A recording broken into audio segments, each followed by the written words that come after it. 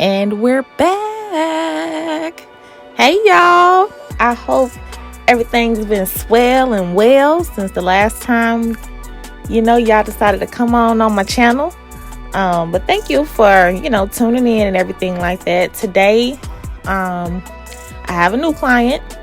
Her name is Ebonie, and she was such a joy. I really, really, really enjoy my clients. I try to really maximize their experience, so we like to talk, chat, sometimes we eat together, but outside of that, today she's going to get a balayage session done. And if you are unfamiliar with balayage, it's basically just a hand painting technique, and it can vary. Like, balayage is the essential umbrella. However, there are so many different techniques that you can use up under the term balayage. So not to get fixated on that, but we will be doing some hand painting today.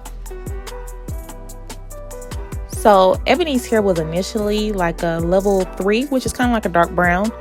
However, based upon the picture that she showed me and her hair inspiration, I was like, okay, well, let's just go ahead and completely eliminate your base. Let's change your base color, and then let's go on top of it with some highlights, and keep it a little bit more fresher. She didn't want a high contrast look, and by contrast I mean dark against light.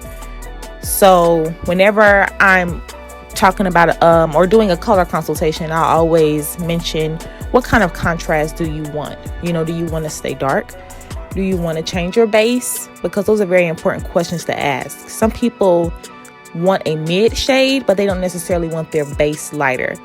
Now, although changing your base is a little bit more maintenance, it is really pretty.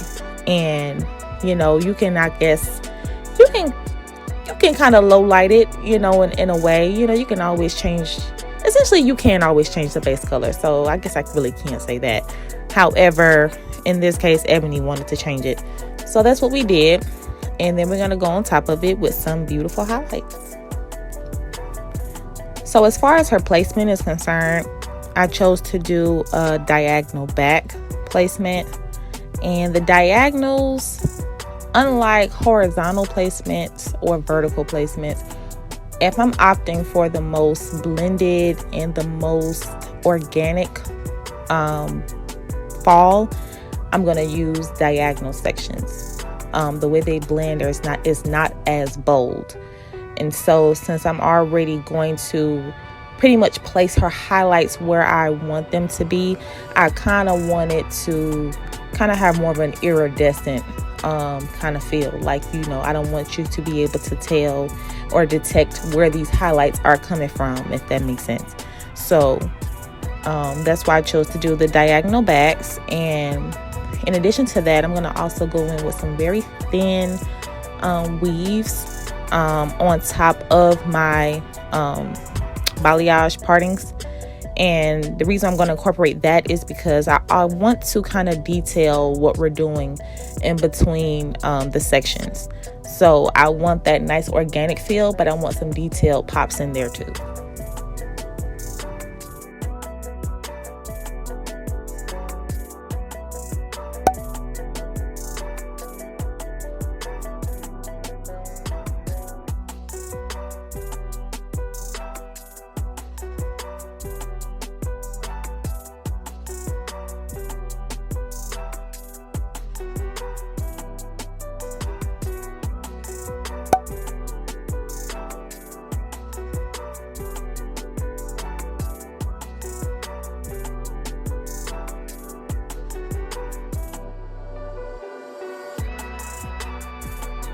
Okay, y'all, so I got some tea for you, and this ain't no messy tea. This is some good tea. This is informational tea.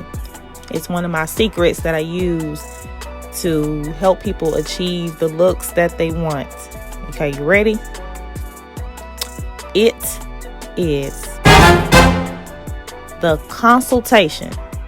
It's the consultation it's the consultation. And not only is it the consultation, but an effective consultation. A good consultation is all about asking the right questions.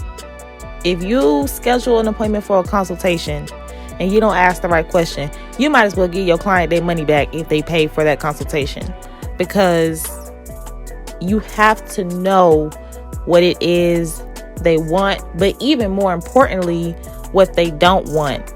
Clients, they definitely have a habit of telling you what they want, or they might bring in pictures and things like that. But to be honest, I pay attention to that dead last. I don't even concern myself with what they want to look like. I ask them to bring me pictures of what they don't want to look like, because everybody knows exactly what they don't want to look like. And that helps me eliminate so many things. I'm like, okay, so I don't even have to go down this avenue right here, because I already know you don't even want that. So we're going to deal with just this part right here.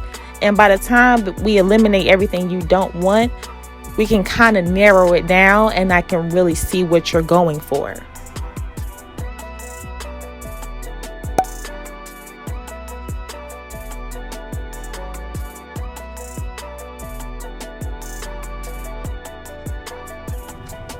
So y'all know they say a magician never reveals his secrets or his tricks, whatever. But I'm going to reveal two. Okay. So I'm going to tell you two very important questions that I ask that have helped me throughout my career. And it will also help you as well, I'm hoping. So first question I ask my clients are, how do you want to feel at the end of your hair appointment? May not be a big deal to others, but I have learned that is a very big deal. Nobody wants to leave the salon feeling how they came in. They want to leave feeling either better, inspired, greater, something along those lines, but they definitely don't want to leave the salon feeling the same. So I asked them along those lines, how do you want to feel? Where are you right now? So I can help you embody that look. And so once I start getting a feel for that, then I'm like, okay, now I know how they want to feel. You may want to feel professional. Some people want to feel sexy. So, that helps me kind of narrow down some looks that I feel will bring out certain features for them and things of that nature. If somebody wants to feel more professional, then I'm gonna say, okay, well, let's go for a more professional look. You may not want an edgier cut or a vivid color or things of that nature. One of the other questions I ask my clients is, do you want, or do you prefer low maintenance or high maintenance? Of course, they always say low maintenance. Okay. But by the time I get those pictures, it's high maintenance. I'm going to say almost 7 out of 10 times they'll say low maintenance, but the pictures they bring in are high maintenance. So another question I kind of use to piggyback off of that is, how often are you okay with coming into the salon? For some people, they're like, every 2 weeks. Some is, I can't come in that often. I'm kind of like a once every 3 months kind of person. And for some clients, I do service some clients that come in out of the state, some out of the country, and I see them once a year, so I always have to be mindful of that, because you don't want to stick a person in something that they cannot maintain. You tailor looks based on lifestyle, not by what they want, but by their lifestyle, because they have to be able to maintain it. So asking that question right there eliminates confusion, and it also helps them get an idea of, one, what they want to actually spend money for. Some people won't care to spend a whole bunch of money on, enhancements, hair color extensions and things of that nature. Although they may want them, you kind of have to meet people where they are as far as their goals and whatnot, but still also deliver as well. So by asking that question, you'll receive a lot of valuable insight from your client.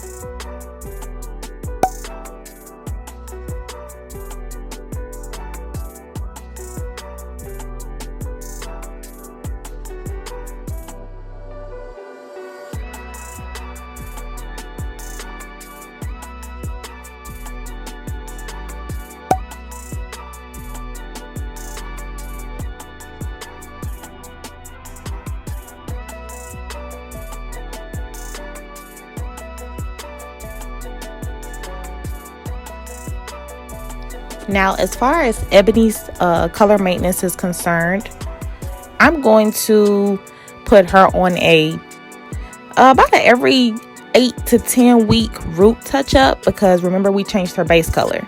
So since we changed her base color, we're going to have to upkeep that base color. And then as far as her highlights, we are going to upkeep that every 6 to 8 months. Well, she could possibly go a year, but she's going to have a whole bunch of grow out. So it'll be best if you really want to really upkeep it and keep your highlights looking fresh and new. Every 6 months is typically ideal for the placement that I chose for her. And y'all, color maintenance is so important. A lot of people do not receive and get to really enjoy their hair color, because by the time they leave the salon, 4 weeks then went by, 6 weeks then went by, 10 weeks then went by, and their hair is completely fried because they avoid maintenance. And I'm really, really big on that. I mean, I'm a stickler for, if you cannot maintain this hair color, I highly suggest you just simply don't get it. And I'm a stylist that believes in the word no. I tell my clients no. You know, I'm the professional, and although I am providing a service, you come to me for professional expertise. You know, I didn't study and go to school and, put in blood, work, sweat, and tears for people to come and tell me what to do and risk, them receiving consequences for their hair that they just simply don't want. So I'm a firm believer in, hey, these are the things that you're going to have to do.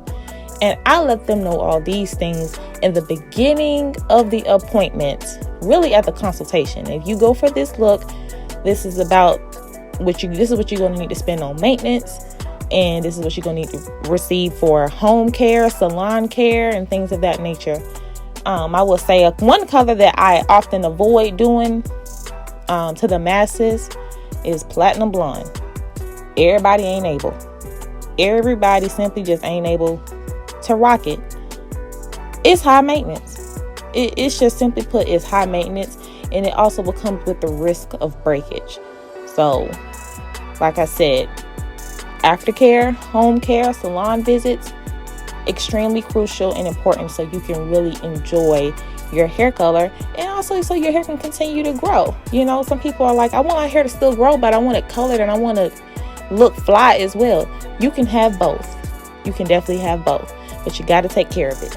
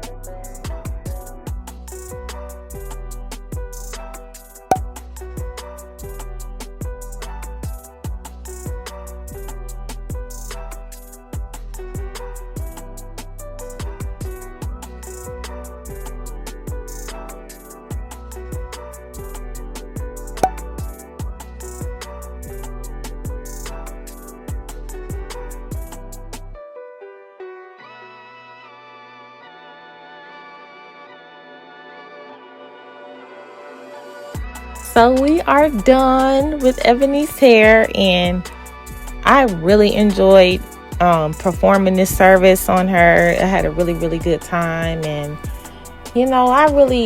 one thing about doing hair that I encourage is, if you don't enjoy it, it's probably not the best profession, because you kind of can't hide the results. Like, people can tell if you really, don't love it, or if you're just doing it, for the money. And though it is a profession, and though, it's a career and a job like many others, it makes it that much more enjoyable when you actually love what you do.